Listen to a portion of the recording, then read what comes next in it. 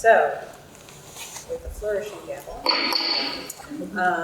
will call the meeting of the Norfolk Public School Committee to order. It's Tuesday, December 12th. The agenda's kind of tricky, but I know my days of the week. It's Tuesday. We will begin. Nice try, Adrian. We will begin the meeting, as we do all of our meetings, by reading the mission statement. The Norfolk Public Schools offers a safe, joyful, and challenging learning environment that meets the needs of our diverse students. Through school, family, and community partnerships, we provide an education that inspires lifelong learners and cultivates caring and productive citizens of our ever-changing world. We have a roll call, please. Grace Lockhead, Lisa Sheldon, Jacqueline, Medora Champagne, Ingrid Aladdin, Victoria Slodan. Okay, so the first order of business on our agenda is public comment. I don't believe that anybody signed up for public comment. I don't see anybody springing up for public comment in the audience, so we will move on to our second agenda item, which is correspondence, of which we have none, so we are making excellent headway. Moving on from there, we have a brief committee chair report from myself. So we have, first and foremost, some gifts to review and vote on. If you look at the attached spreadsheets, which is Exhibit 1 in your packet, we have our cup runneth over from the Norfolk PTO. So we have 5 separate individual gifts from the PTO coming in for a total of $1,474. Those are to go towards Calm Corners at FK, library books at FK, Quick Sticks pens at FK, canopies and tea lights all at FK. So I make a motion to approve the gifts as stated. I'll make a motion to approve the gifts as stated. A second. Okay, any further discussion? What are Quick Stick pens? Okay. Well, we're very grateful for them. Thank you. Seeing no further discussion, all those in favor? Aye. And thank you to the Norfolk PTO as always. Second, a building committee update. I can be brief. We are currently at the phase of having had I'm trying to remember the last time we met, when did we meet last? It was after the town meeting. It was. So we have advertised for people interested in serving on the building committee. The last that I heard, we have 4 applicants. There's 3 seats open. I think Medora, they were going to try to expedite and schedule a select board meeting prior to the holidays to try to interview. Fabulous. Yes, that was, I know we mentioned that to Justin. Yeah. Our hope was to have 3 members appointed so we have a full functioning committee before the winter break, and then when they meet in January we can move forward quickly with hiring a new demographer and getting the next phase of work started. So things are cooking along there. I think they're still taking applications. They are. So this is more for the camera. If anyone has been contemplating submitting their credentials for the school building committee, do so quickly or forever hold your peace, I guess. Is the best thing. So that is it for me. Moving on to Dr. Alardi's portion of the evening, the superintendent's report. It should be shorter. We had a lengthy meeting last time, so we do have quite a few things tonight. The first step will be the school improvement plan for FA and for HL&J. We saw that Nikki presented hers last time, and we have some additional information to share tonight. Unfortunately, she is out sick today, so she's not able to be here tonight. Tammy Rebello is here to present the HL&J school improvement plan. The school improvement plans are developed by the principal in combination with their school council at each building. School councils are mandated under the Mass General laws, and the school council is comprised of teachers, the principal, and school staff, as well as community members. We have to have parity in our school councils, so there's an equal number of community members and parents as there are school staff. They have several different responsibilities. One is to review and make recommendations around the budget, and the second is to develop the school improvement plans. So the format will look familiar to you. The school improvement plans are aligned with the district strategic plan, which we presented. We think it's really important if we have broad district goals that the schools support those goals in the way that's most appropriate for their building. So they are aligned with our district plan, so you'll see the overarching school objectives and then the goals for each a different standard underneath those that the principals will walk through. They also consider the results and findings that we have from our district equity audit, so there's some items in here that support continued efforts towards closing some of the gaps that we mentioned when we went through the results of that report. I think the one thing that we're all working towards that I think the committee has supported when we adopted our district equity statement is really making sure that we're continuing our efforts to make sure the schools are fully inclusive, that students feel welcomed, that they feel affirmed when they are here, and that we are identifying roadblocks and any barriers that we may have and actively working to remove those. So you'll see some items within each plan to address those items. Lisa, I think there weren't a lot of questions on her plan, but we did ask for, let me just find it in the plan. We delayed the vote because we wanted more specific information. It's on page 1, 2, 3, 4, around the focus of the curriculum enhancements and the expansion for the SEL program. So with that, what we did is look at the main categories that we have been trying to target because they're not as strong in the second step program, and we were pulling some lessons from the supplementary lessons that were provided to us, and you had asked for a little bit more specific. So the areas that we're really looking to supplement over the next couple of years are the categories of self-awareness and social awareness. And with that, that includes understanding identity, empathy, and perspective taking. So those are the real areas of focus within the domains of the SEL scope that we're consciously working on. As we talked about when we looked at the equity report, we're still struggling with trying to bring down rates of bullying, that students sometimes feel targeted because of differences, so that's really where the focus of those lessons is supplementing for next year. So that's the only addition. I can try to respond to other questions of other categories if there's anything else in the plan with Lisa not being here, but I think she answered most of your questions last time. So this was scheduled for consideration and for a vote tonight. So why don't we get things moving with a motion to approve, and then if there are any questions or discussion, you can always have questions and discussion. So looking for a motion to approve the Freeman Kennedy School Improvement Plan. I'll make a motion to approve the Freeman Kennedy School Improvement Plan. I'll second. Okay, any questions or further discussion? I do appreciate the additional information. I think that is very helpful. I think what we talked about last time is that SEL, DEI, all of that has grown very big, giant umbrella, and these specifics are very helpful. So I feel comfortable voting this through now.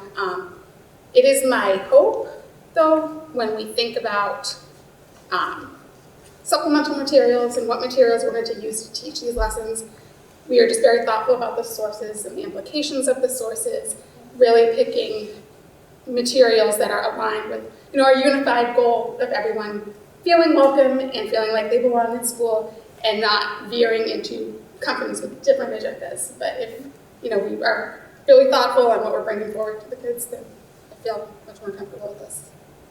Thank you. And we will certainly pay attention to it. Okay.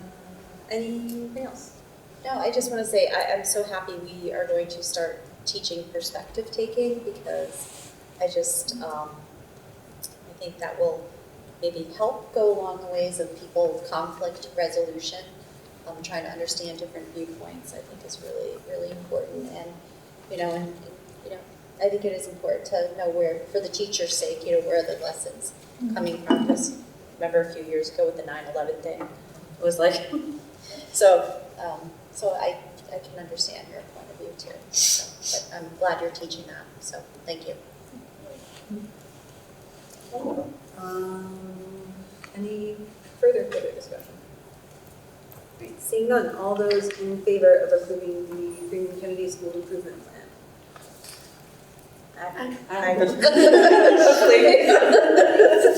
It's usually you say something.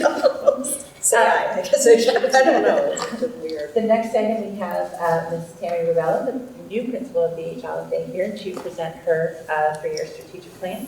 Gotta come to a microphone, so Vicki, do you want to surrender your seat? We'll make room for you over here. Do you want to get a seat for you? No.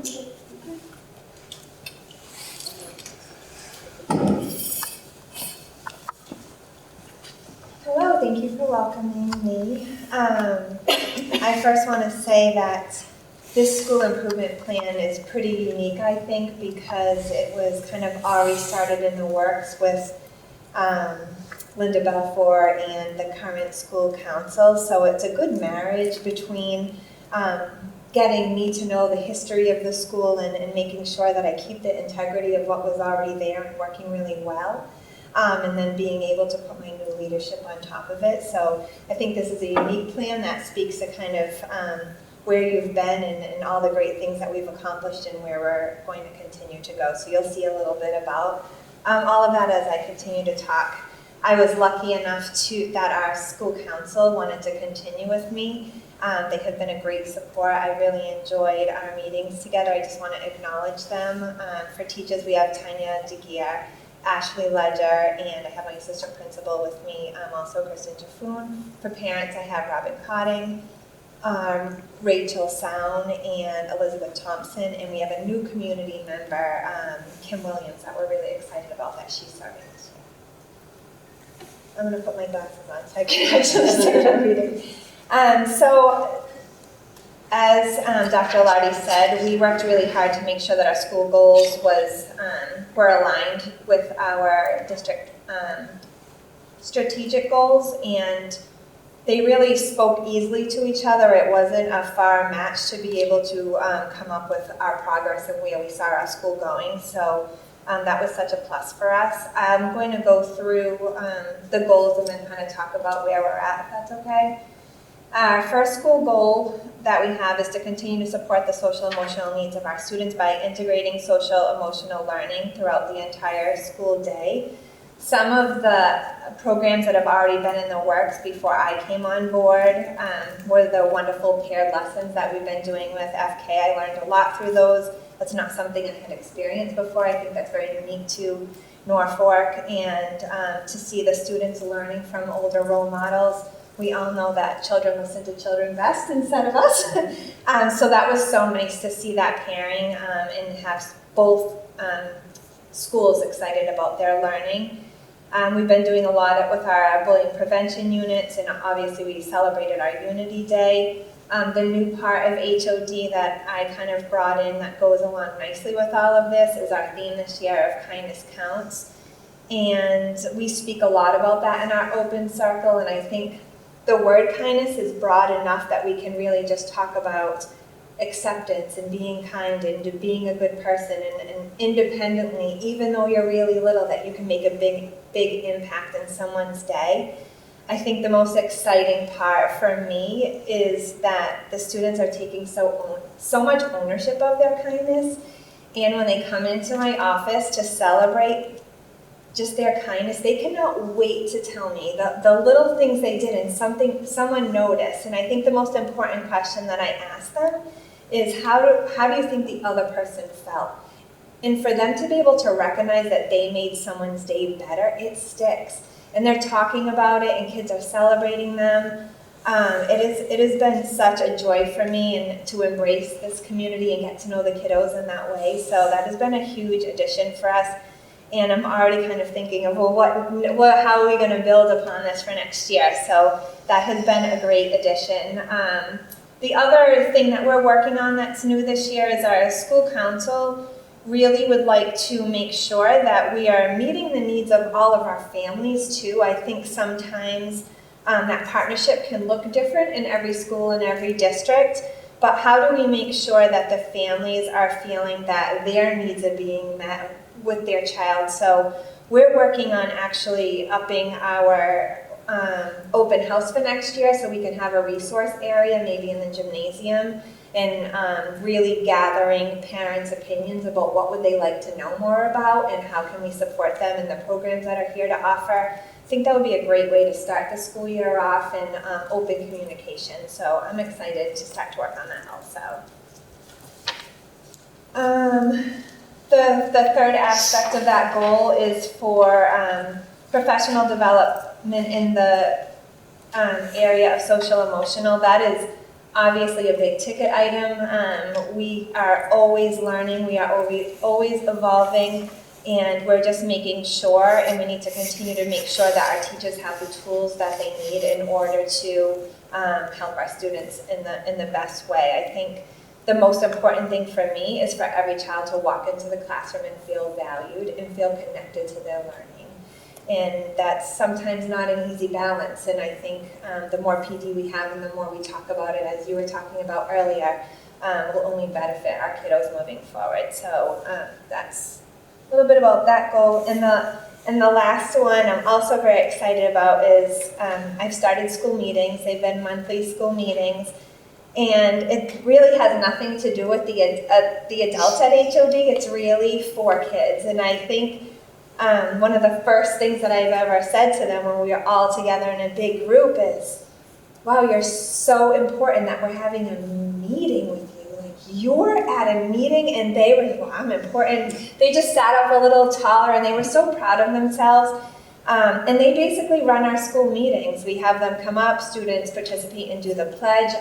Whoever was acknowledged that month for kindness has a big plan, whatever the month is. We celebrate them in all different ways, so they get to participate and kind of be the stars for that month.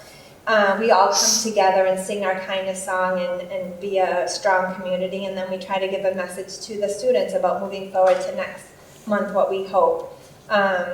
And the feedback has been great. The students talk about it forever.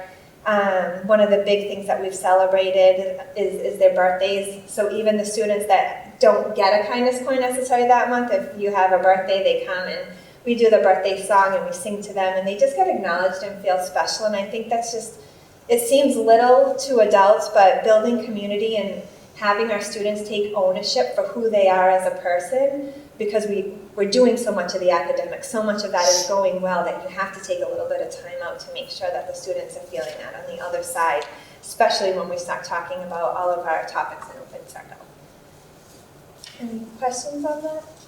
I love it. I'm so impressed. So the whole school comes together and you have a meeting in the We do. We go in the gymnasium and we all sit in a big community circle. Love it. And the students of the month that are getting celebrated, I call them down the minute they're in from the buses, and we go down and I prep them and we talk about it. They know what their roles are going to be, and just super excited. And I think the other exciting feel is that the students that are not up there at the moment are also excited for those kids, because they know that they're going to be part of that. They know that they're working towards that same thing. So to have even our kindergarten HOD students stand up and be role models for some of our second graders, that's pretty empowering. And the community and the talk about that, even coming off the buses of things they want to share, or, you know, I did something so kind on the bus today and my friend's so happy for me, and it's just spreading, and they're, you know, they're spreading their acceptance and kindness, and they're recognizing that even though they're little, that they're making a huge difference in our community. And I think that's tough for little guys sometimes, to know that I do have power over myself and I can make some good decisions. So it's working, and it's working well, and it's super exciting for us. I think there's so Nice to much hear. joy at HOD right now, and you can see it. I was in the office when someone actually was coming in to tell you about how they were kind that day, and you could tell how special and proud they were, and you did such a great job making them realize that they had made someone's day better, and that was really, really nice. We celebrate them every time they come in. My son has asked for a microphone for Christmas to sing the kindness song. So It's catchy, don't listen. No, I just see this sense of happiness walking into that school, so I think you've done a tremendous job. Thank you. I'm so happy to be there, and it took me a few weeks to kind of get my grounding, but I absolutely love it. I love the students of the community, and yeah, we're going to big places, so it's good. All right, the next goal that I have to talk about is to investigate the opportunities that implement lessons to promote how HOD operates in a manner to be environmentally responsible and to make sure that our students are practicing good habits not only at HOD but also out in the community. This was a goal that Linda Belfour worked on a lot with HOD, and they already had a good foundation and basis for this goal. So I see my leadership as coming in as making sure that we stay on track with that and we continue to grow with our lessons and not just celebrate during Earth Day, right? We all do that. We know we can celebrate Earth Day, but how do we make that our norm? And just responsibility is like, well, we're in the CAF. What do we have in our lunchbox? Where do these things go? Let's be thoughtful about, again, empowering students and little students that they can make a difference. So that's really what we're working on with that. I have a group that is working on some green lessons that we can kind of incorporate, especially with our social studies units and incorporating in our regular academics, not doing it as a separate entity, which will be nice. Obviously, we have some plans for our Earth Day activities. And then just kind of really coming up, I think taking the time and coming up with a list of all the ways that we can impact as adults being role models when we're making choices in front of our students, and then giving them opportunities to make those good choices too. So just to be more mindful of that and be more pertinent and targeted in our efforts. Any questions about that piece? All right, moving on. The next one is a big one. So this has to do with our academics. Our goal is to implement math, reading, writing, and phonics resources that are evidence-based, culturally inclusive, and will put all of our students on a path towards academic success. I think I came in at a really exciting time. Obviously, we're getting a new ELA program coming up, and our district is really exploding using some new data tools, learning Acadience, and seeing the teachers evolve since September even on how do we use these tools to actually make well-informed decisions, and making sure that when we are giving our instructions that we're reaching our level 2, our level 3, and our level 1 students, and that they feel prepared to do that, that they have the tools that they need, they have the PD that they need, and they have the support from leadership. So we've been working really hard on that. I'll go through some of the components with you. The first one we've kind of already started is what is the actual science behind reading. We just had an amazing PD on that. The response from teachers was wonderful, and I think it really got them thinking about, how does our brain process reading, and where are some of our kiddos getting stuck, and why do some excel so much and some are needing some more supports in that area. So really to take a moment and figure out why reading is how it is and why we need such a wide range of supports is really important to get that understanding for our professionals that are in the classrooms. The second is to promote culturally inclusive practices by ensuring that classroom libraries are present, and making sure that, I talked about it a little bit, that when students come into the classrooms that they are feeling connected to their classroom. And when they go into the library to pick a book, that they are feeling also very connected, that they belong there, there's something that interests them, and they're able to be excited about their learning. So that's really the goal for that.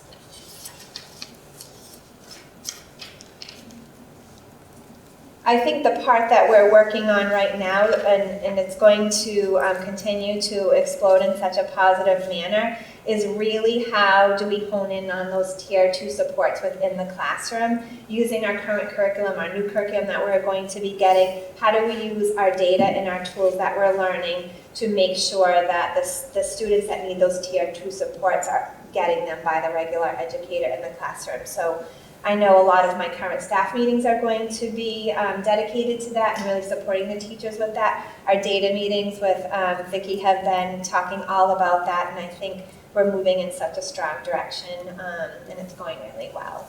Can I just jump in there, because sometimes when we're doing our plans, we can be a little educational jargon. Sorry. No, we do it too, but just to give an overview for anybody watching, when we're talking about tier 1, tier 2, and tier 3, So tier 1 is having a strong research-based general curriculum that everybody receives in the classroom.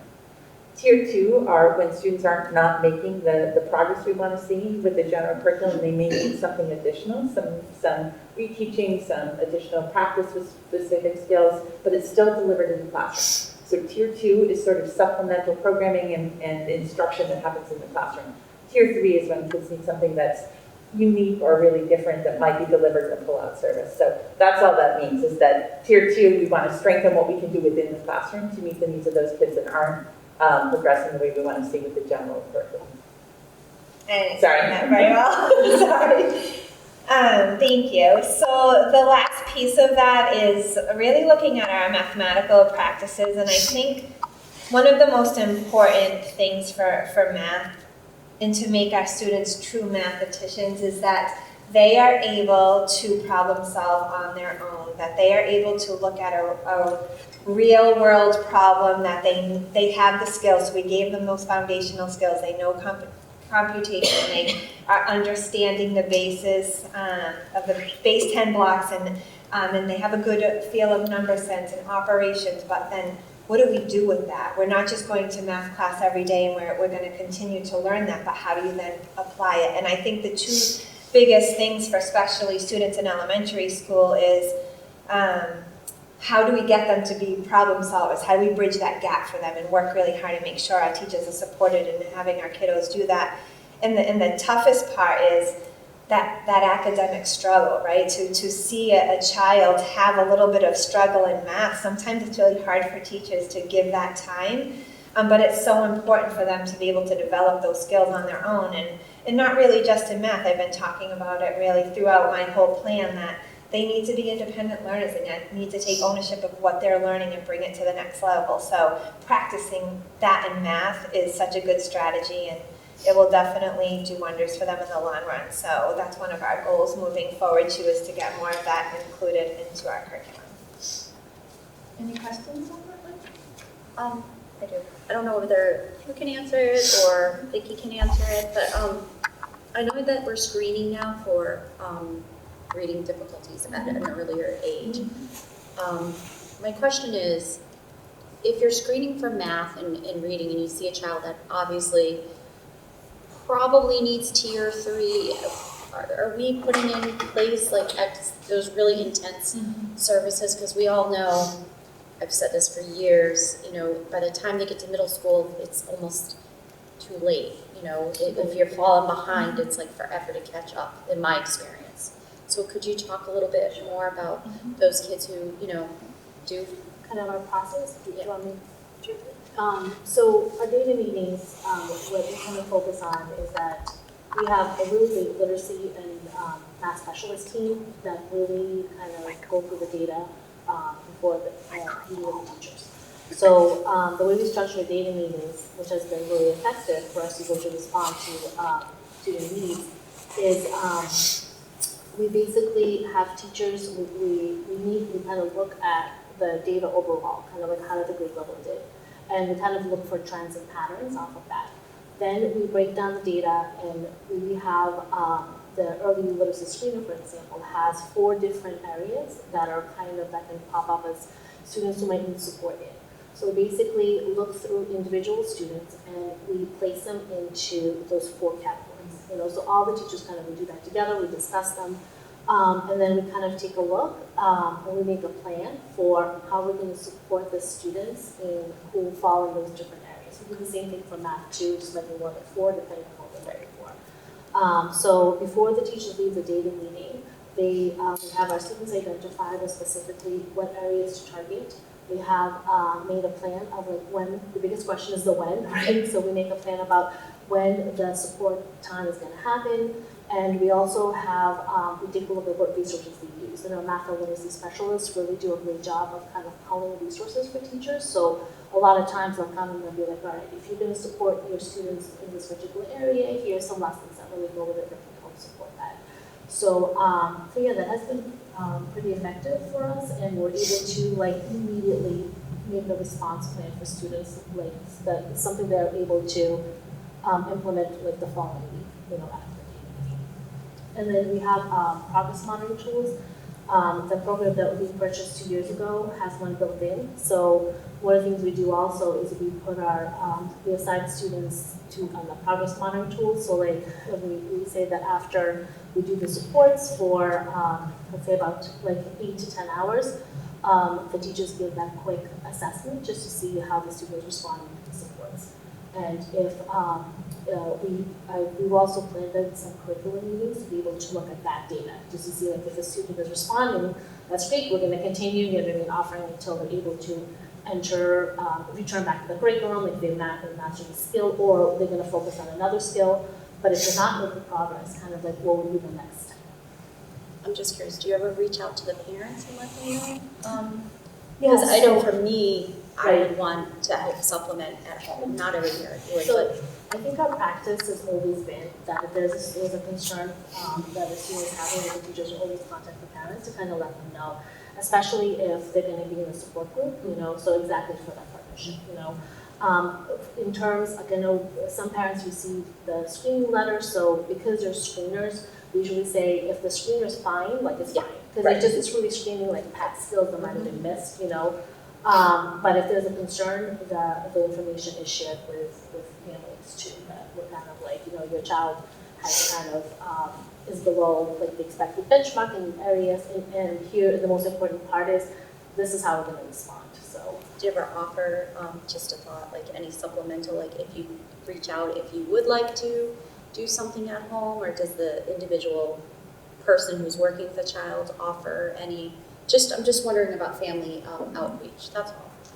That's something you into would Tammy's very next goal. consider. That she's gonna talk about. Okay, I'll be quiet, I'll be quiet. It's just something I feel very important, Yeah. addressing these things when they're younger. Can I just piggyback one thing on that? So the same way, does that flex up as well? So if a child is, outperforming where the curriculum is, there could be a danger of them getting bored and idle minds. And does it flex that way as well? We haven't really done that work yet in terms of like dedicating specific time. I know teachers differentiate within their classroom, and like we do have like the resources that we provide. We do provide like some resources they can use to be able to challenge students, but we don't do like specific planning for that. I think right now we're trying to really master being able to offer the supports for students. Yeah, even if there's anything additional, I think that's, even if it's a crossword. Right. Yeah. We just have a lot of resources. And because we use the user-guided reading model, students are meeting at their instructional level. So it's tiered within. Yep. So there's opportunities for challenge and enrichment within the general curriculum as well. So yes, it leads in nicely to the next goal.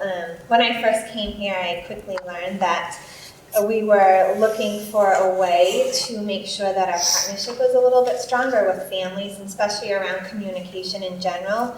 I did get a chance when I first came on board to see the survey that was given out to families around communication last year, so I did a lot of my own research and tried to make sense of that. We talked a lot about it at my school council, to the teachers, to some parents, just to get a feel of kind of where we're at. I'm very happy that we've made a lot of progress in this area in the short few months. Our district has really come together and had great conversations that we're now working really together to have our communication go out on the same day. We're hoping that Wednesday's Words is going to be consistent with the principals and with the district, so parents know that that's going to be one-stop shopping, that they really don't have to look and worry about lots of different emails coming out and bombarding them and then forgetting or it getting lost somewhere. So I think we're moving in the right direction with that. We're also going to be posting on our website the archive letters from HOD, MK, and the district. So people can, if you missed it, you can always go to the website and see the most recent and the past newsletters. So Lisa and myself are both doing monthly newsletters all about our schools to try to give you an update. These are things that are coming up. This is what we've been celebrating. This is what's been happening. So I think that has been a definite positive for families to get feedback of what my child's been doing the past 4 weeks. And then I did list it here too, I know I already talked about it, but having a place of families to come in and feel supported within the school and to start our school year off like that. I know some of the individual things that have been brought up is the standard-based report cards.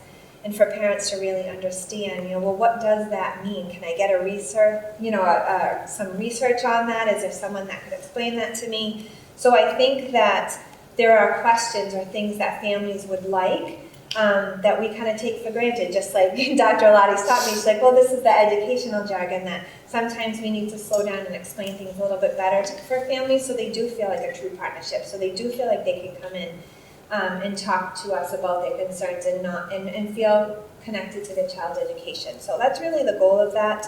I think it's going to be great.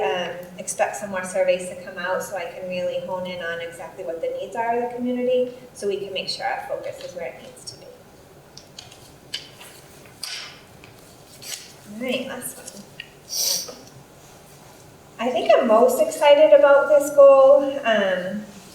This goal is around the co-teaching and co-planning practices between regular education and special education departments.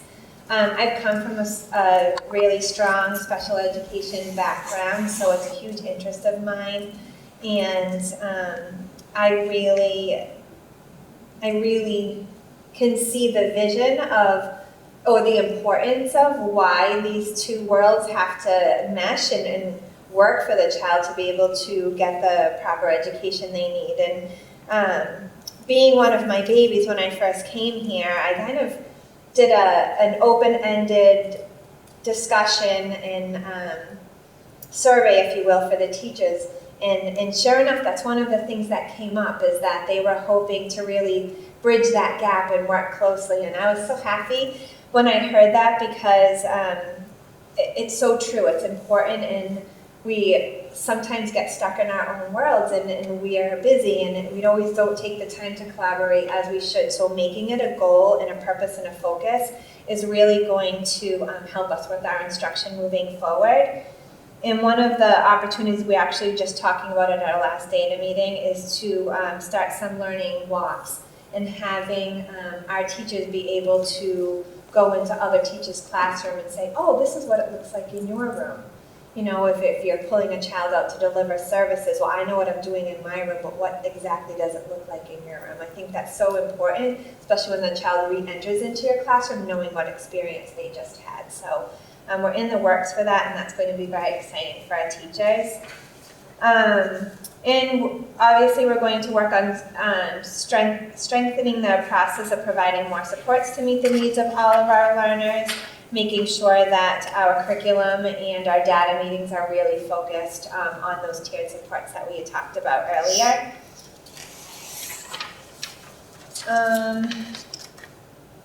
And the last piece is really, we're kind of redefining and taking a look at our NEST program to make sure that it is really meeting the needs on a timely basis of our students.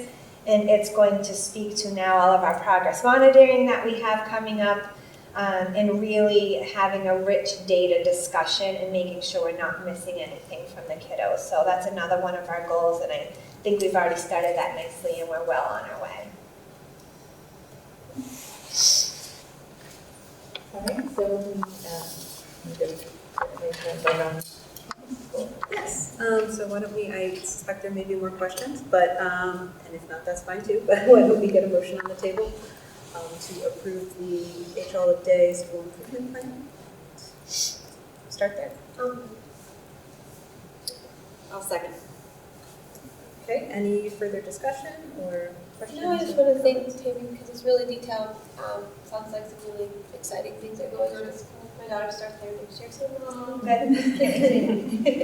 good job on the climate and culture. Yeah, for sure.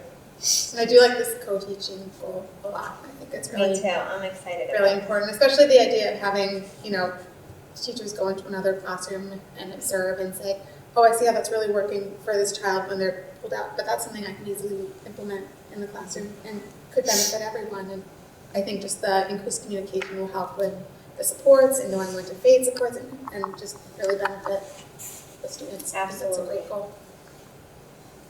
Awesome. Yeah, great work. It's really thorough. So enjoyed the presentation, and it's clear you're enjoying yourself. I so, yeah. That's awesome. I'm sure it's hard to step into, school after having the same principal. It was extremely hard. I had a lot of growing pains, I'm not going to lie.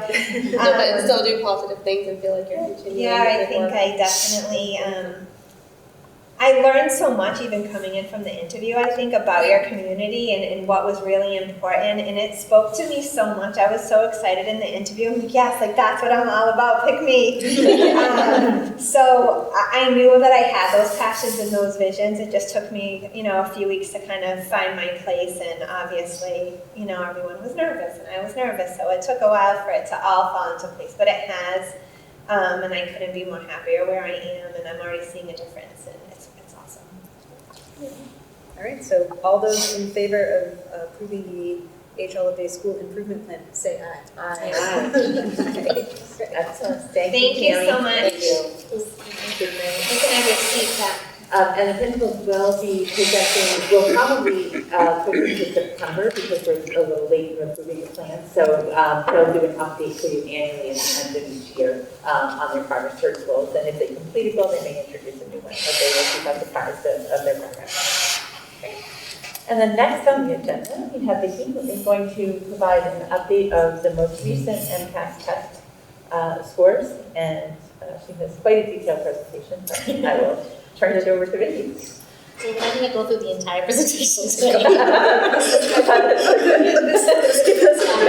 us the Because the data, I know editing is not my strength, so I totally, but I think the purpose of this is that I wanted to give you as much as information as we posted on our website, so if families have questions or specific info that we're looking for, that it would be in one place. But I really just wanted to give you kind of highlights about our results, and I also I changed up the way we kind of data is presented, just given some of the feedback I received from you about certain questions and certain data points that you were kind of had questions about. So I'm hoping that this will answer some of the questions that you had. So this is basically, I'll just do a quick overview. I know that we're kind of familiar about what the scores look like at this point. I wanted to talk a little bit about the ELA because there's been some changes in how writing has been scored. And then I'll go over the math, the science and technology kind of results, and then just kind of highlight some of our next steps. So as I will always say that MCAS is definitely one measure. We have a lot of other screeners and benchmarks that we use, but it is an important measure. A lot of school time is dedicated to assessing the student. I think it gives us a good kind of snapshot and of some, when we kind of do a reflection process with our educators in terms of like where our areas of strength are and where we want to kind of take a closer look at to see if there's some areas that we need to really kind of really lift and focus on. As you know, this is kind of the range between the 4 categories that MCAS measures. We use all of our data, other assessments. We have a line to this type of measure, so when we're comparing data, we can kind of do an apples-to-apples comparison.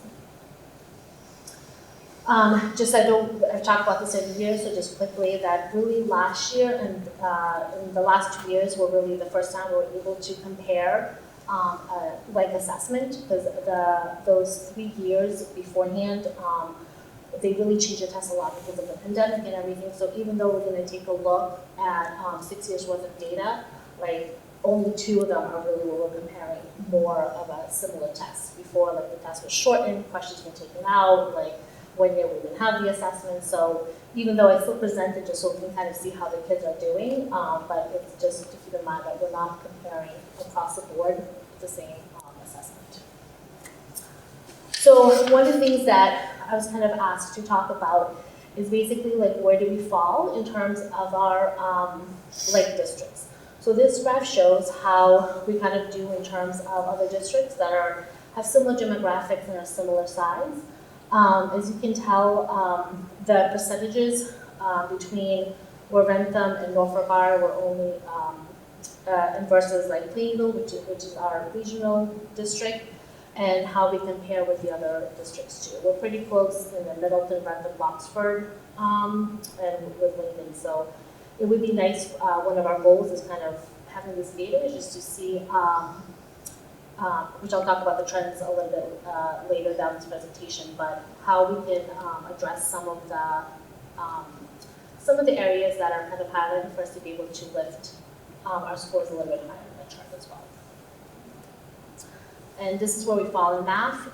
We are performing a little bit higher in math than in ELA, and like I said, I'll kind of dive into that a little bit later, exactly like where the breakdown is happening, but and what are some strengths and some areas, like I said, of focus that we want to take a look at. But this just gives an idea where Norfolk falls in terms of our districts. And as you can see, like over the last couple of years, all the districts kind of experience a different, kind of a dip of where our students were before the pandemic versus now, which is understandable and expected. So another piece of data that I wanted to show you too is we kind of did a cohort comparison. So this is the grade 6 class that just left in last spring. They graduated and went to Keene Middle School. So this is their scores over the last 3 years. This is them as the 2023 is the orange one is them as 6th graders. The 2022, which is the dark blue one, is 5th graders. The 2021 is them as 4th graders.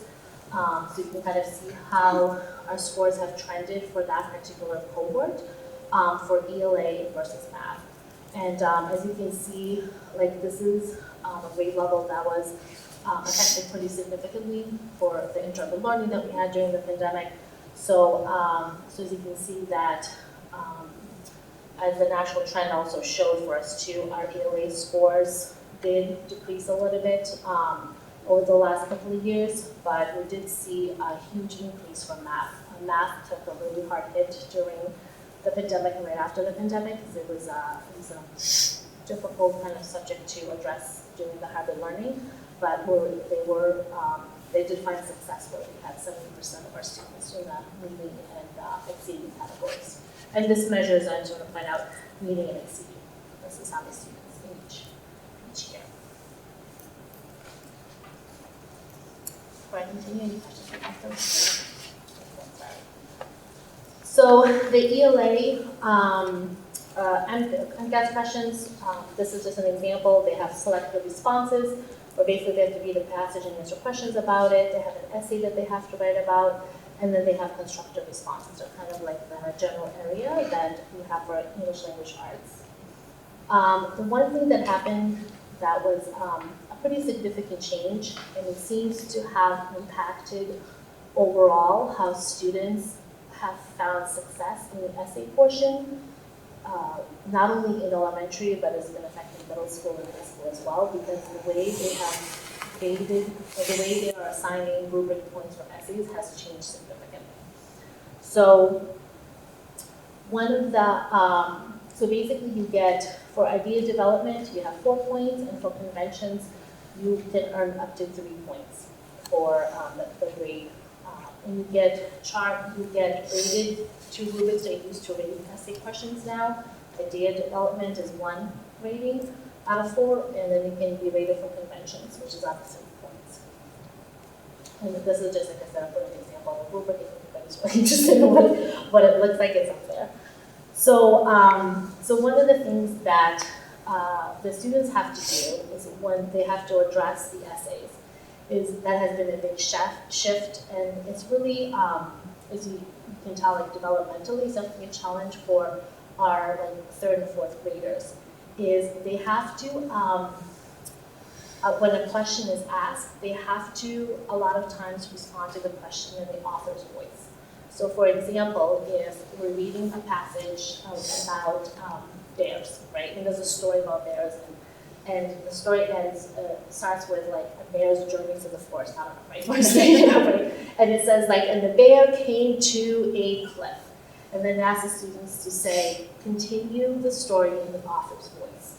And if a student says something like, well, and then the bear does this, they don't get points. You have to literally take the author's tone and voice, be able to recognize how the passage has been written, and continue the story in the author's voice. So, Third yes. graders have to do that?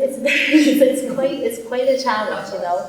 So, and like, for example, for this one, that I included, this is right from the state, like writing narratives to develop experiences or events using like details. So they say whose characters, setting events, and other details from the passage. And then they also are getting now graded on correct grammar, spelling, and punctuation too. Are they typing these, or are they writing? Unless there's an accommodation. Okay. But this is all online too. Which has a whole nother layer of It does, the typing, going back, and then Yeah. I'm assuming they don't have word prediction and all that, they don't, it That's what I was doesn't gonna say, spell pop check or up, something. it doesn't pop up on MCAS. Right. So another thing that I wanted to show you an example is that, so the idea of what do you think will most likely happen? So the kids are given, this is third grade, so kids are given an example of a story. And there were like two friends went out to get ice cream and then decided to hop on their bikes with ice cream cones. What do you think will most likely happen? And if a kid really takes on and be like, well, I don't know, they might meet another friend, and then then a spaceship might come and take them. Like they will not get going forth. Like they're really looking for like a more realistic representation. So it's a little bit of a shift of how things were done before, but I just wanted to kind of share with you, and then added some examples of what for your own review here, for anybody at home really wants to see, but I put in 3 as examples of what we provided. What earned like no points, for example, because the students did not answer the question, didn't follow the expectations of the second story. Versus, this is another example, and this is one that got like a perfect score. And this is all grade 3. So, Just this third grader. Now I know why we got a 0 out of 10. I was like, what?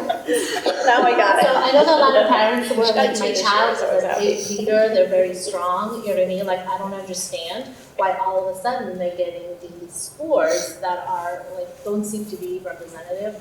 But it is really asking for a very specific style. So one of the things we're gonna kind of work on, and we're talking to our teachers about, is that like kind of giving, and you never want to teach to the test, like I'm not saying that, but I feel like kids do need practice with these very specific skills. So like doing things like a round robin type of writing. So like, like one day is a stormy night.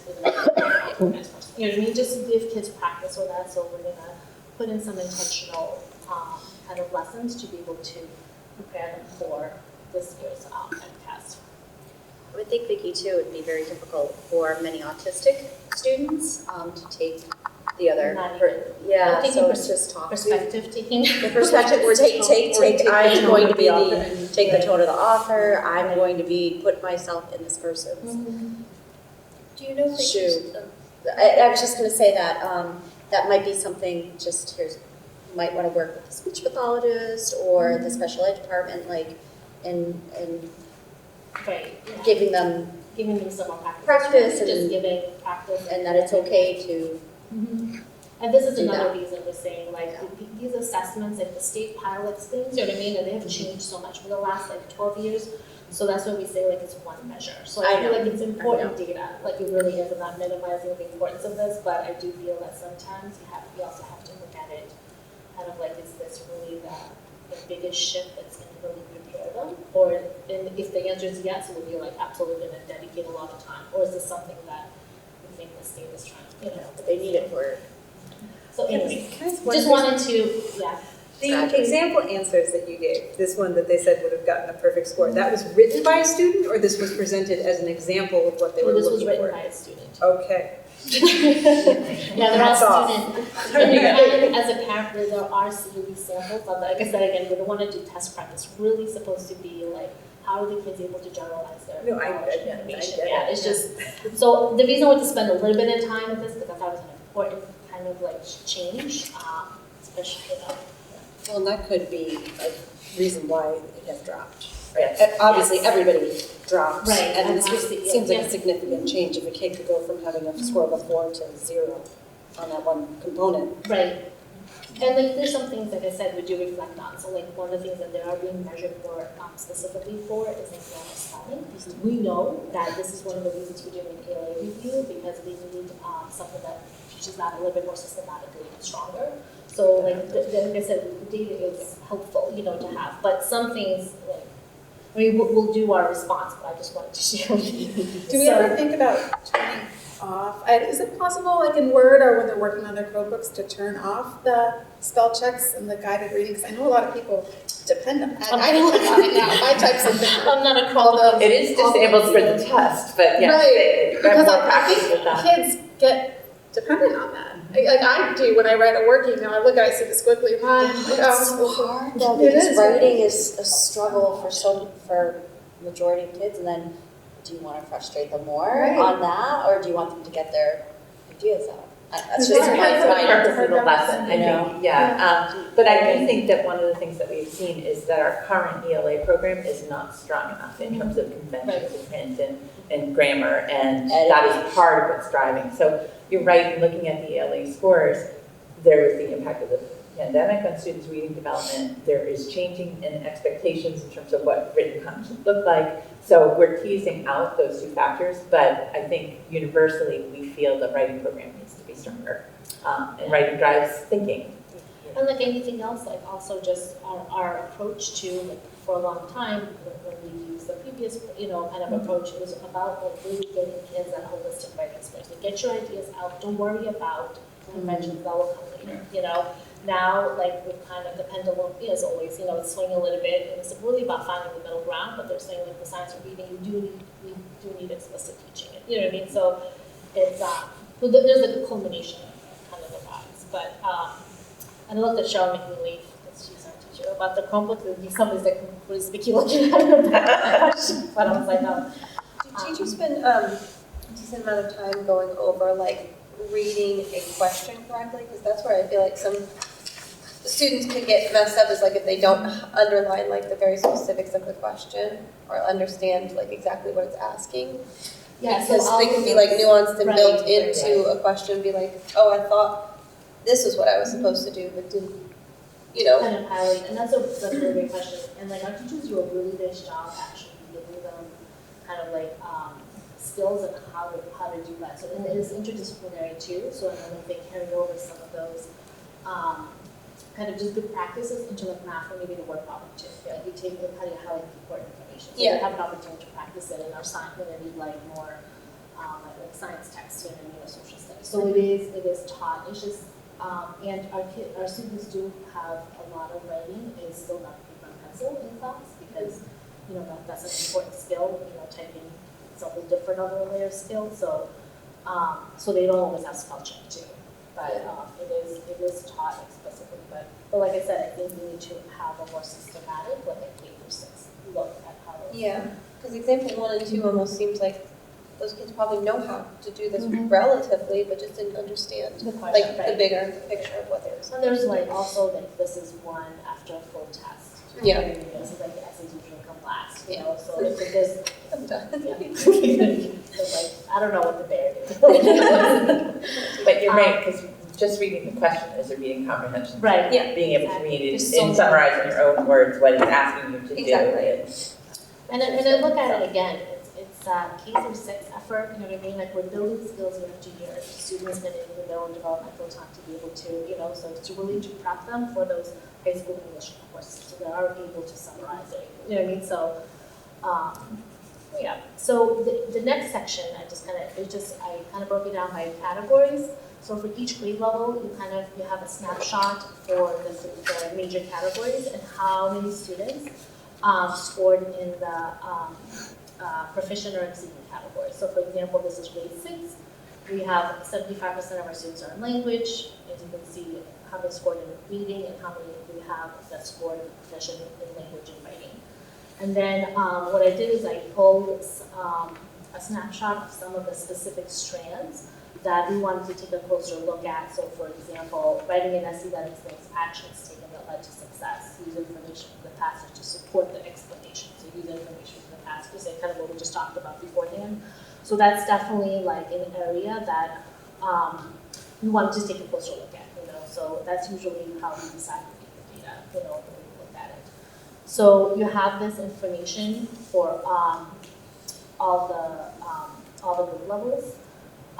The grade 5 one was the only one that we had that was in the red for language and writing, but when I looked closer, there was only 2 questions in that one category. So there wasn't much, the other categories might have like 12 different, you know what I mean? So there was more opportunities for students to show that skill. But nonetheless, it is something that we wanted to kind of take a closer look at to see exactly how we can support them. So what are the areas, like identify the purpose of a sentence in a passage, which is those conventions, sort of unique grammar that we need to kind of take a look at, which we already identified as an area that we need to strengthen. This is our grade 4 results. Reading was pretty high for our grade 4 kiddos. Most of them were able to find success. There was definitely categories, I think, in each area that we scored more than 11%. Some of them was even like 20% higher than like the state, just for comparison, So, so we definitely have some areas that are very strong for our students. And lastly, this is grade 3. Again, write a paragraph that explains the individual's idea, using important details from the passage and explaining the individual's ideas and that. We need to continue kind of just to look at it and see like the practice a little bit. But otherwise, like the central message of the passage, like my kids do a nice job kind of understanding that. So within that domain, we have definitely an area that our curriculum succeeds really strongly and an area that we're taking a closer look at. And the next part is the student data results. So one thing I just wanted to ask to kind of point out for you before we look into that graph, because it's a little bit different than my previous past presentations, is that I've included the student growth percentile and the average scale score. So the student growth percentile, you'll see that there will be different measures, and the more students you have that score higher in the exceeding or proficient category, the smaller the growth is going to be, because there's only so much room that they can improve because it becomes more about deeper learning. So sometimes like a dip in that doesn't mean that the students are regressing. It just means that they might have, like they're pretty high up there and there's only so much more that they could do. A student that might, like a lot of times in our early literacy screener, you have students that might have like scored in needing like extra support, in this area, and then after that, the growth might be like really high because they started so much further behind, so the growth is much larger. So just kind of like this is how that is measured, and then the average scale score is the one that I showed where it was like. Just go back a little bit quickly. The chart that was at the beginning. This is the average scale scored, so how many kids fell in one of these categories? These are average. If that makes sense. Does that make sense? Those both doesn't make sense? Perfect. Okay. So this is our 3 through 6 combined. So as you can see, the graph that the little dotted lines that shows our comparison to the state. So we are the solid line and the state is the dotted line, so we can kind of see the trend. And as you will see in all these graphs, we kind of follow the state trend in terms of like when we're flowing, so or flowing. And then it breaks down a category, like I said, over the last 5 years of how students did overall, this is 2 through 6, in all the 4 different categories. And again, like I said, between 1921 and 21, those 2 are like really different tests, but it's something to take a look. I broke it down for, this is our ELA results for grade 3, and how we're kind of comparing to the state. Our average scale scores in the 500s is in the green, which is that most of the rest of students are like falling where they should be. There's no growth percentile because it's the first year that the students took the test. This is grade 4. As you see, we took a little dip with the state in 2022. And that was like when the big shift kind of happened too. And then we're kind of trending back up, which is good to see. Vicki, I just want to clarify too, when we're talking about the MCAS, it's a different test each year. There are some items that may be carried over, they don't release all the items, but you're not comparing this. You're comparing a different group of students taking 2 different tests. So just keep that in mind. So when you see some dip, sometimes, some after the pandemic, clearly statewide, everybody's performance went down, but sometimes it's a test that's particularly challenging, or, a question that really didn't, more kids missed than typical. So just keep in mind that there's a lot of variables in this as well. And these are different cohorts too. This is like 4th grade for each year. This is our grade 5 students. We saw more significant dip in grade 5, but I think that really makes sense because it's like the first year where they really kind of take the individual skills that they learned in 4th and are asked to kind of analyze a lot more. So the writing pieces and assessments are a lot more difficult. Do these include students who take the test with accommodations?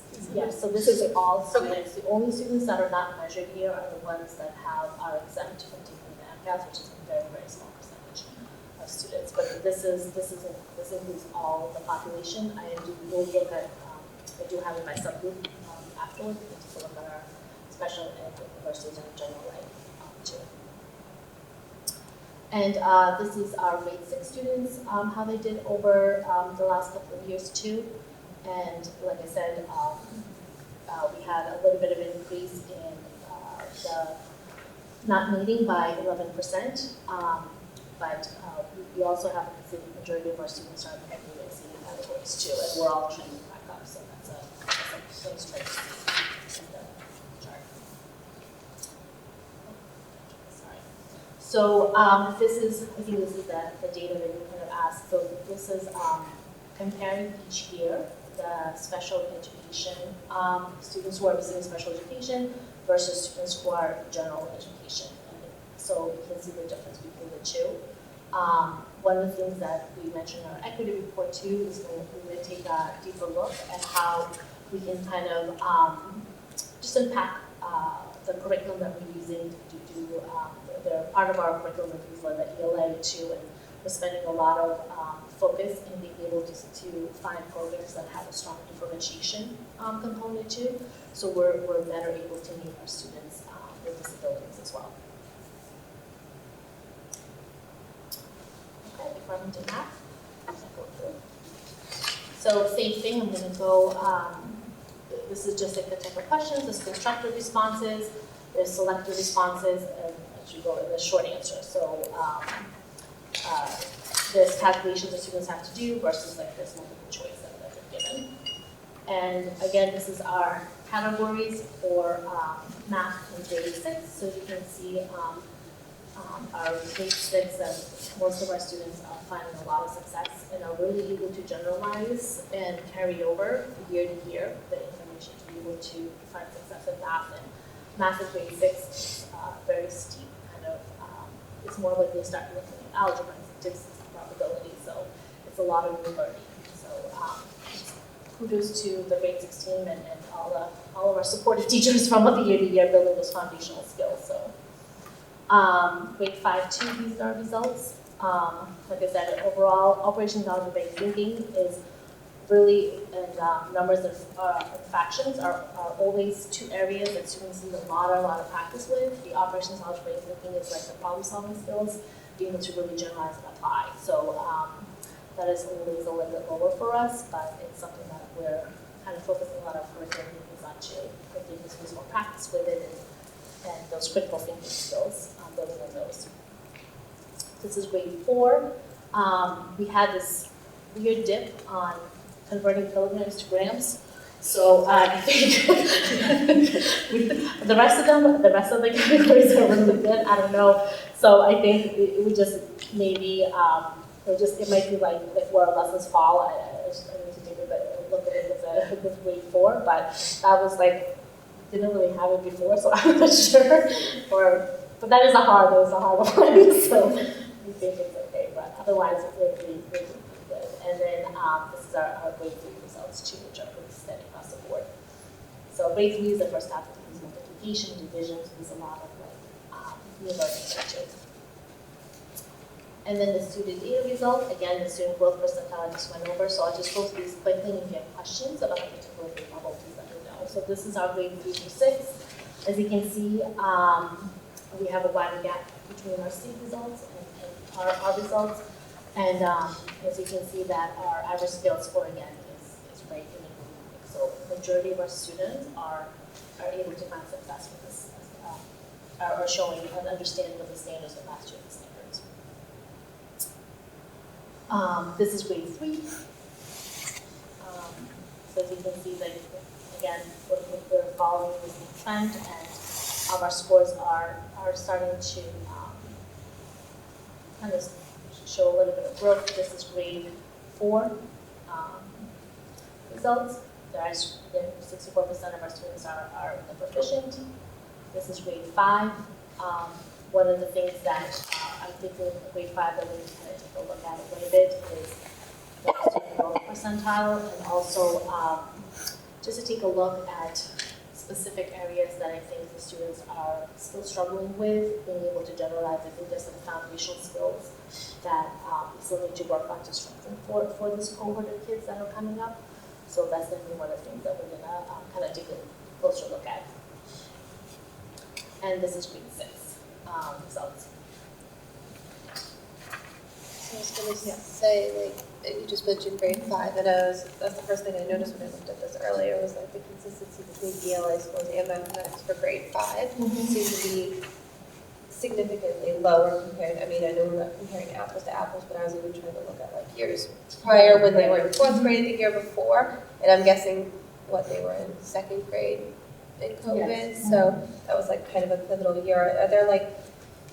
Are they being kind of targeted with special resources? Is there like extra help? Like Yes, kind of, so I guess they're 6th grade this year, kind of focusing on Yeah, so our math specialists, we really have kind of focused and our greatest kind of supports for those 2 grade levels. Because, and grade 5 is one of those years that I feel like the kids are getting a lot of, like the first couple of years at K1-2, we have like 3 years of really build those foundational skills. So even though they're learning new things, but they really build on each other. You know what I mean? Grade 3, we kind of introduced grade multiplication division. We're still kind of continuing the building of those rudimentary skills, you know, and it's very like hands-on, manipulative, rich. Grade 4, we're kind of upping a little bit with the fractions and getting a little bit more complicated, you know, but it's still like very manipulative driven, it's very concept driven. Grade 5 is when they're like, we're gonna apply everything we've learned in the last like 5 years, and now it's really like they're starting to multiply fractions, divide fractions. So like the number sense, you have to come in having it in that grade level, it has to be pretty strong, you know. So like you said, if there's anything that needs to be, this is why I think we're kind of seeing a grade 5 dip, and then I think they have that year, like we focus, we see grade 6 scores, they start going up again. You know what I mean? Because I think like they just need extra. But one of our biggest areas of focus has been in terms of even giving additional supports in those tier 2, like we talked about, the planning, is really targeted. Number senses are our biggest, you know, like the conventions of writing that, being able to, like phonics has been another area that we're trying to target to. So to be able to kind of lift this cohort as we're still getting the residual effects, you know, what they've missed. But yeah, I feel that grade 6, like, their standards are like 9 pages. Like each one, like they have a lot. Grade 6 is too, but grade 5 is the first year that they really get hit with a lot.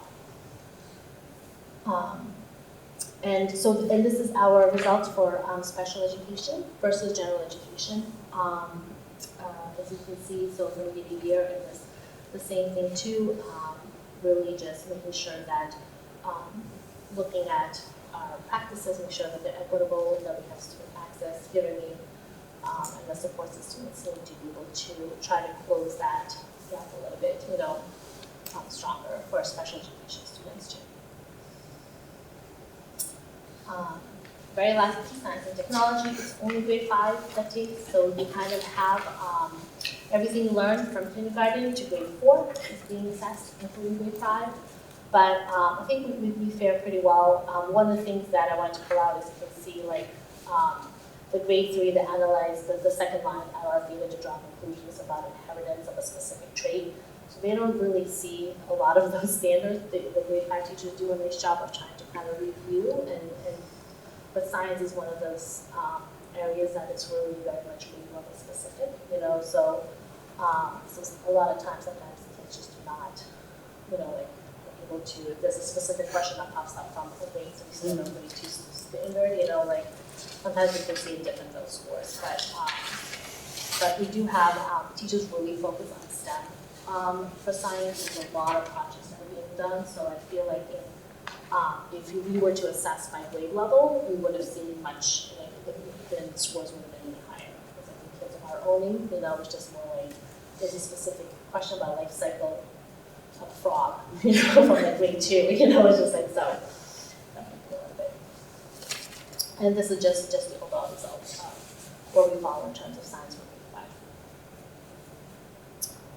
5. Okay. And that's it for the data piece. So the last field of this presentation is basically just a summary of next steps. And I know that we've kind of heard it in our school improvement plan and our district improvement plan. So, and some of the things that I already have mentioned in terms of what we're focusing. But like I said, we've dedicated a lot of effort in our district, really strengthening our multi-tier system of supports, which is like how are we making sure that we're able to respond to students in a timely and effective manner, really starting to utilize stronger progress monitoring tools. Like everything else, we're still in the process of kind of strengthening that.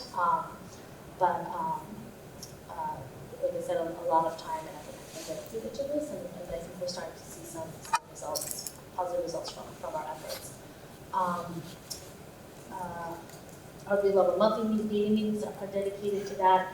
Our Norfolk Education Support Team, which is a student support team process, has also been, we've been kind of enhancing it and shifting to make sure that that is aligned with the tier system of supports. So we're able to really target the needs of individual students. The NEST is a really great opportunity to have different experts at the table who you might have an OT person, you might have a special educator, you might have a math and literacy specialist, and adjustment counselor.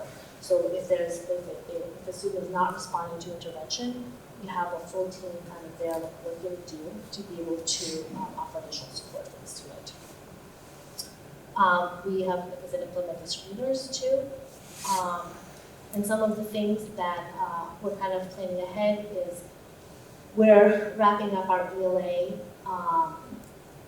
review. We will be identifying two programs that we think we would like to put forth for the rest of the district to be able to try them out that are really steeped. We were really looking for a program that will definitely support us in the areas that we've identified that we need better resources for, as some of the ones that we kind of seen in CAS, So we started our 3 of our PD days this year are dedicated to the science of reading. We've partnered with Hill for Literacy to be able to provide that professional development for teachers. We've also, like I said, next year is going to be a heavy PD professional development for whatever the ELA adoption is going to be. So we are hopeful that the new program will help support us in kind of filling those gaps and being able to get more students in the proficient and exceeding categories. And then we're due for a math review this spring, so after this is wrapped up, that will be our next venture, because we're definitely due for a math program that's stronger too for students. So, yeah, I think that's it. Any questions? Well, I just want to say thank you for such a detailed, I'm not a data person, so I appreciate this very, very much. The time it must have taken you to really kind of get the minutia of all of this. And I'll just put it in again in budget, like we need, people to help support this. Yeah. Interventionists or ESPs. And I have to say that the programs have changed a lot, as I'm sure you're aware, because I think Franklin just went through a of option too, but the cost of them have really significantly increased. It's because they have really, they provide a lot more resources. Like there's libraries that help for teachers to be able to really, like I said, if we're talking about a specific font and framing skill, you'll have resources that will support that, you know, but that, of course, everything is very costly. So, Everything is costly now. I think everything is costly. yeah, like I think it's a little bit higher than I think what we usually used to seeing, just because that's the way that everything is kind of Good to know. structured. Is it also fair to say that you would be supported with appropriate classroom sizes and class sizes and Yes, breakout space, right, special right, education? of course. Yeah, it all ties together. In addition to all this data here, I know you throughout the entire year are nonstop collecting data. And I was just curious, like, as this is one data point, is what you're collecting pretty much daily probably? Yeah. Do they jive? Do they tell the same story? Are you seeing the They same? do. Like, and again, we do sometimes see like our district data, we do kind of, I look at the comparison just to see like, it kind of allows me to validate our district benchmarks too, to make sure that if there's a big discrepancy, I want to know why. One of the things that we do see is that sometimes students do better on our district data because like our math is on paper and pencil. I'm really not a huge proponent of doing math online, you know, so, and you can really see the students' work, you know. So yeah, and so we sometimes there's those type of discrepancies, you know, but pretty much it is, they're pretty aligned, especially our screeners. The areas that have kind of popped for us is like no, we weren't surprised because I feel like our data is also trending, you know, the same way. And we spend a lot of time not only looking at the big data, like let's say the meat and potatoes for the student work, so we kind of being able to look at that and see how students are able to generalize and do work independently. It's a really great measure too, you know, for us, but it was definitely a comment. Silly question, but you just made me think it. If you're doing math online, do they have like scratch paper? Like, are they able to Yes, problem solve with the pencil? Because even just thinking Yes, so you can use scratch paper, and we try to give students, like I said, our teachers do a really nice job kind of understanding the bridge between, so they do have opportunities to do some math online throughout the year, so they're not like seeing it for the first time, you know, and they can use scratch paper to do the work, but like a couple of things that can happen, especially with the lower kiddos, is you're transferring information from one to the other. So if you have a typo, and also like in class, you can like use the scratch paper during the MCAS test, and you can't see anything. You just put it there, and it's up to the student to be able to use it or not. And I know that our teachers spend an exuberant amount of time being like, use the scratch paper, like you have to use the scratch paper. And then you collect MCAS, and I'm like looking at you, and they're all blank. And you're like, I know we could not have done that problem. Like all of a sudden, everybody's like a mental math, like, you know, guru, you know, but well, because there's so many strategies that they learn. I've been so impressed by, like, you know, how they use all of them and they intertwine, and it's just so different than how we did, but still, being able to write it out. Write it out, yeah. And I think, like I said, the majority of our students are proficient in Excel, so like that should in those. Students that are struggling and are not meeting those scores are the ones that are not doing really that independent application of the tool, you know what I mean? So that, which is a whole separate skill, you know, so, but yeah, it breaks my heart every time to see the blank. Like, you do not verbal signals. Any other questions? In February, we will be bringing the district baseline and benchmark report, so you'll be able to see what the trends look like on our local assessments in math and literacy and writing too. So you'll have that comparison. Vicki, I think you're next I'm up also to next. just give a quick summary of the first LCAP meeting. So I put it right up, and this is something I'm very excited about. So I mentioned, I think in October, that we received Title III grants regional, and it's really to the efforts of our counterparts in the other sister towns. So one of the things that we use the grant money is we wanted to really try to start an LCAP between the 4 districts. we have a growing number of families that have students who are English language learners, and we really wanted to be able to provide some supports for them too, because they have specific needs that we want to help address to help kind of be able to bridge the communication, you know what I mean, between schools and families, and also give an opportunity for the families to make connections. I know it's what we've experienced, so it's really good to have somebody who kind of understands like what you are kind of experiencing, what your child is experiencing. So we have three meetings that we scheduled for this year. We had our first one in November, and then we have a February and April meeting. Being the very first meeting, I think the attendance was not bad. We had about maybe 20 people that came, families. So I'm hoping that as word gets out and as people kind of hear more and more about it, that the attendance will increase.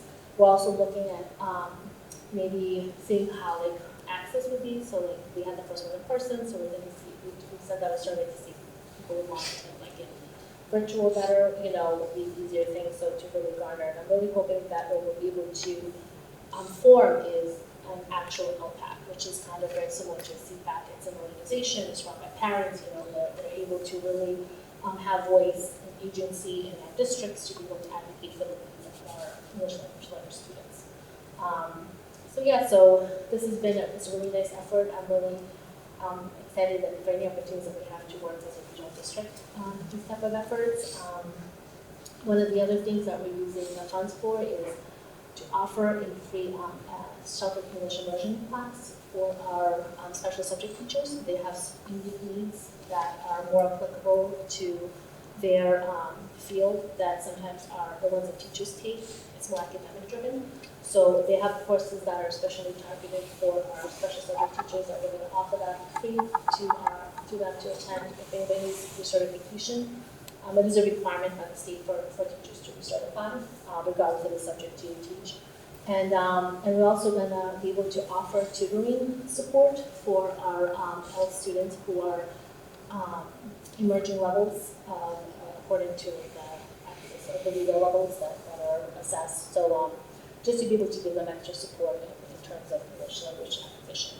So it's really nice that we're able to fund those opportunities for all the districts. Any questions about that? Great. Do you have parent leaders who kind of want to step into the leadership role, or still kind of building out the? We're still building the like I said, our first meeting was just even what is an LPAC, So I think we had a few parents that asked us follow-up questions. So I'm really hoping. I think that would be a really great organization for us to have. It's great. So yeah. If you know somebody. Yeah, please share. Thanks, Vicky. That's what we I'm have talking. first. I didn't have to talk a lot today, Committee reports. I was not at the last KP school committee meeting, so All right, quick report. Thank you. So policy has, I think as we mentioned at our last meeting, we have 2 revised policies coming forward for votes tonight. And those would be policy IJR and then the reconsideration of instructional resources policy, which is, that's IJR. Request for reconsideration of library materials, 2 separate, 6 and 7. And they do go together. So policy IJR, we didn't make any changes to. It is currently in our policy book is policy IIAE. The mask legal team has reorganized some of the policies so they're easier to find, and they are grouping this policy now. They changed it from IIAE to the IJR, so it's grouped with instructional policies. So that's the only change to this policy, is to reclassify it so it's aligned and grouped with those policies. Policy, if you vote to approve it, the new IJR talks about how people can challenge if they are uncomfortable with an instructional resource. And it mentions within the policy that parents can follow district-adopted procedures for challenging curriculum. So what you have behind that are the proposed district adopted procedures. So they're related. This is not a policy per se, but this is the procedures that would accompany this policy. And I think the goal of the policy subcommittee was to create a both cohesive process with interrelated documents, but also a very clear path for any members of the school community who might have concern about materials, and give them a very transparent, avenue through which a challenge, a concern could be raised or a challenge could be made, and what would then happen and what the steps of review would look like, so that there's a very clear path forward, which I think did not necessarily exist previously. So we want to make sure that anyone who has a concern feels that they have the ability to voice their concern, be heard, and understand, what the sequence of events will be that will happen in response to, the forms kind of within this packet being submitted, and what that process would look like. I think, Laura, the other thing that I appreciate about this procedure is that by the time a challenge were to potentially get to this committee, there will have been thorough review that we will be able to reference back to and just ground ourselves, rather than somebody coming and us having to, determine, given most of us are not educators. So I think it's helpful. Definitely, and I think it does allow for a lot of dialogue around concerns and various topics. And it's the procedure, I think, is very, errs on the side of being, over-explaining exactly what we want to have happen, so that everyone's really clear about what expectations are and what the process will look like.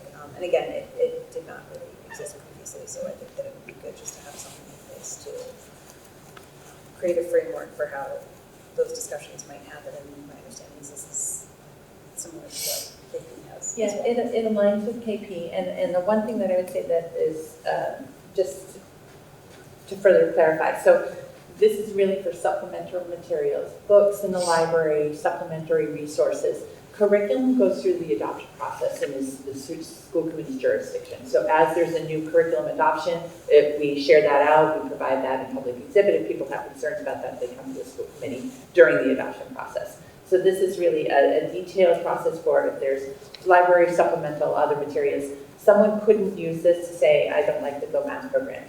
Those decisions for curriculum adoption belong to the school committee and would be challenged through the school committee. This is for supplementary resources. So we didn't have a clear path, and we did align it with KP because we share parents and families. So it's good to know if it should not have a totally different process. So that's just that. We met with KP, we met with the school librarians. And as you said, it gives multiple levels. It gives a building level review, then a district level review, and then a school committee review, with reports generated at each phase. What about in the case if, someone got homework back and saw something on the homework that was concerning? This would not be the avenue to take. They would go first to the teacher, then to the principal, but then this to... is specifically for library materials. Yes, library or books or materials in the classroom, supplementary resources. I'm assuming it's been vetted by lawyers and. Yeah, and KP has been implementing it and using it for about a year and a half. Okay. So, We're asking for, because this is an incidental change, we're just renaming it, a vote on this, and then we put this as a vote. It's technically supplements this policy, so you could go through 3 readings, or you could waive that and just vote to approve. okay, so why don't we begin why don't we begin with Exhibit 6, which is just the incidental change. So for a motion to approve the reclassification change for policy IJR. So moved. Second. Any further discussion? Seeing none, all those in favor? Aye. Okay. Passes. And then looking for a subsequent motion to do a combined, to waive 3 readings of Exhibit 7, request of reconsideration of library materials, and approve same as being related to policy IJR. That's a very wordy motion, but Second. Any further discussion of this second motion? Okay, thank you, Jen. All those in favor? Aye. Aye. And we will put this on the website too, so that people can find it. Perfect. And then we have the superintendent's negotiation committee. We have an updated contract for review and vote this evening. It is Exhibit 8, which I believe we've all had access to and reviewed diligently in anticipation of tonight's meeting. So I know that myself and Lauren formed that negotiation subcommittee and met with Ingrid and feel comfortable with the updates and changes to the contract as laid out here. So we were just looking for a motion to approve the superintendent's contract. I'll make a motion to approve the superintendent's contract. A second. Okay, any further discussion? Other than to say I'm very Yes, continuing on. glad it's continuing on. Yes. I feel that goes without saying, but I will say it anyway. All those in favor? Aye. Aye. Aye. Wonderful. On to the second agenda. New items. Out of order exhibits here. This is great. We have a school partnership renewal submitted by the Norfolk Teachers Association. We don't like to play favorites with our school partners. We can't this one. So obviously the NTA is the professional organization for the teachers that work within the Norfolk Public Schools. We would quite literally be lost without them. So look for a motion to approve the school partner renewal for the NTA. So moved. Any further discussion? Seeing none, all those in favor? Aye. Aye. Moving on to school committee minutes. So our November 16th, 2023 meeting minutes are exhibit, marked as exhibit 11. 10. So other than a Scribner's change of changing the exhibit number to 10, does anybody have any, well, look for a motion that we can discuss.